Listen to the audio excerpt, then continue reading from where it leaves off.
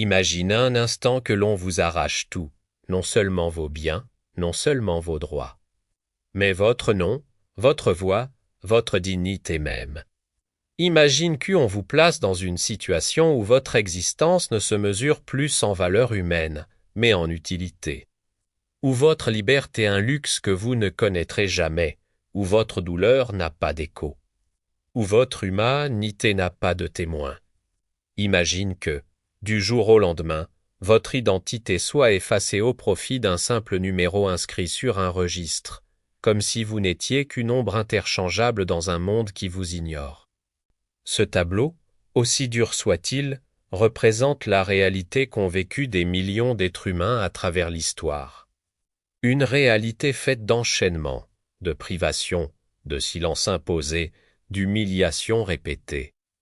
Et même si nous vivons aujourd'hui dans un monde qui aime proclamer qu'il a évolué, il suffit de regarder autour de nous pour comprendre que sous d'autres formes, plus discrètes, plus subtiles, l'asservissement n'a jamais totalement disparu.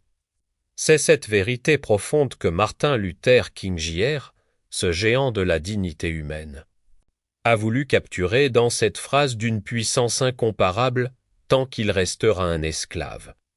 L'asservissement de cet homme est une injure permanente faite à la race humaine tout entière. Cette phrase, simple en apparence, porte en elle un écho universel.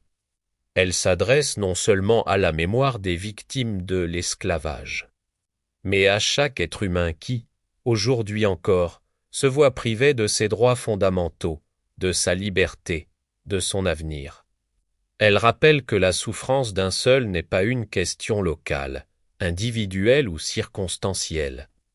Elle est un miroir dans lequel toute l'humanité se reflète et se juge. Et avant que nous n'allions plus loin, si ce que vous entendez résonne déjà en vous, si vous pensez que la parole des grands hommes doit continuer à voyager à travers le monde, je vous invite à vous abonner à cette chaîne Mémoire des Grands, à aimer cette vidéo et à la partager autour de vous. Vous n'imaginez pas combien votre contribution est importante pour que ces messages ne se perdent pas dans le bruit du monde. Lorsque Martin Luther King prononce ces mots, il ne parle pas seulement de l'esclave historique, celui enchaîné physiquement, pour lui, l'esclave, et aussi celui dont la valeur n'est pas reconnue, celui que le monde place en bas de l'échelle. Celui qui n'a pas le droit de dire non, celui qui doit subir l'injustice parce qu'il ne possède pas les moyens de s'en défendre. L'esclave, dans la vision de King, c'est l'opprimé, le discriminé, celui à qui l'on refuse l'accès à l'éducation. Celui que l'on humilie en silence, celui que la société traite comme une catégorie secondaire. Cet esclave-là existe encore aujourd'hui. Il porte peut-être des vêtements modernes, il vit peut-être dans une grande ville, il peut même parfois sembler libre. Mais à l'intérieur, il vit dans une cage invisible faite de préjugés, de barrières sociales, de traumatismes, de refus répétés. C'est à lui que King pense lorsqu'il dit que l'asservissement est un seul et une injure faite à la race humaine entière. Parce que tant qu'un être humain est empêché d'être pleinement lui-même, tant qu'un seul est réduit au silence, tant qu'un seul doit courber l'échine pour exister, alors la dignité humaine elle m'y est atteinte. Martin Luther King nous invite à comprendre que l'humanité n'est pas une simple somme des individus. Elle est un tissu vivant où chaque vie compte. Et lorsqu'un fil de ce tissu est brisé, c'est toute la toile qui s'affaiblit. L'injustice acceptée contre une seule personne crée un précédent dangereux pour toutes les autres. La douleur ignorée d'un seul banalise la cruauté pour tout le monde. Le mépris dirigé vers quelqu'un ouvre la porte au mépris dirigé vers tout. King nous rappelle que la véritable question n'est pas seulement de savoir s'il existe encore des oppresseurs, mais de se demander combien de témoins silencieux restent à ne rien dire, parce que le silence nourrit l'injustice. L'indifférence alimente la cruauté, et l'inaction transforme une simple blessure en cicatrice profonde qui marque l'humanité entière. Ce qui me fait le plus mal, disait-il souvent, ce n'est pas la cruauté des méchants, mais le silence des bons. Voilà le cœur même de sa pensée. Ce message, Martin Luther King ne l'a pas formulé uniquement pour l'Amérique ségrégationniste des années 50 et 60, il parlait pour le monde entier. Pour chacun d'entre nous. Et aujourd'hui encore, il résonne avec force. Parce que l'esclavage ne prend plus la forme d'une chaîne métallique, mais d'une chaîne économique, sociale, psychologique. Parce qu'il existe sous forme d'exploitation, de manipulation politique, de discrimination raciale, de misère imposée, de droits refusés.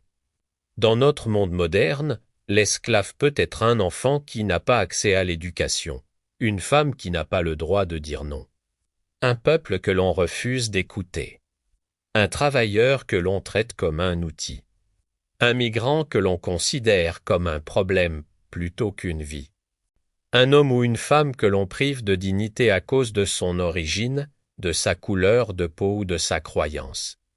Et si vous êtes encore là, si vous écoutez toujours ce récit, c'est que vous faites partie de ceux qui refusent de détourner les yeux, de ceux qui veulent comprendre, réfléchir, grandir et contribuer à un monde plus juste.